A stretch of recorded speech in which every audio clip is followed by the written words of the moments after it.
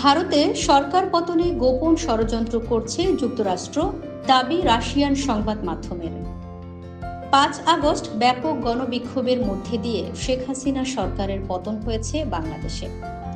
গত ১৫ বছরের শাসনামলে শেখ হাসিনাকে অকুণ্ঠ সমর্থন দিয়ে এসেছে ভারত। বিপরীতে মানবাধিকার এবং ভোটাধিকার সহ নানা ইস্যুতে হাসিনার উপর চরম অসন্তোষ ছিল মার্কিন প্রশাসনের। বাংলাদেশে সরকার পতনের পেছনে যুক্তরাষ্ট্র জড়িত বলেও অভিযোগ রয়েছে হাসিনার।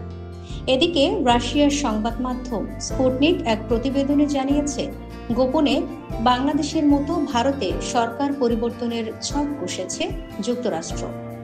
প্রতিবেদনটিতে দাবি করা হয়, মার্কিন গোয়েন্দা সংস্থা CIA বন্ধুত্বের আড়ালে নাকি মোদী সরকারকে উৎখাতের জন্য ব্যাপক প্রচেষ্টা চালাচ্ছে। এজন্য অন্ধ্রপ্রদেশের ব্যাপটিস্ট চার্চ এবং বিরোধী নেতাদের সাথে যোগাযোগ করছে তারা। এতে আরও দাবি করা হয়, ক্ষমতাসীন বিজেপির রাজনৈতিক জোট NDA ভাঙতে তৎপর CIA। এজন্য অন্ধ্রপ্রদেশের মুখ্যমন্ত্রী চন্দ্রবাবু নাইডুকে টার্গেট করেছে গোয়েন্দা সংস্থাটি। পাকিস্তানি বিরোধীদের অনাস্থা প্রস্তাবে ক্ষমতাচ্যুত হয়েছিলেন ইমরান খান। ভারতের বর্তমান মোদী সরকারও জোটের উপর নির্ভরশীল।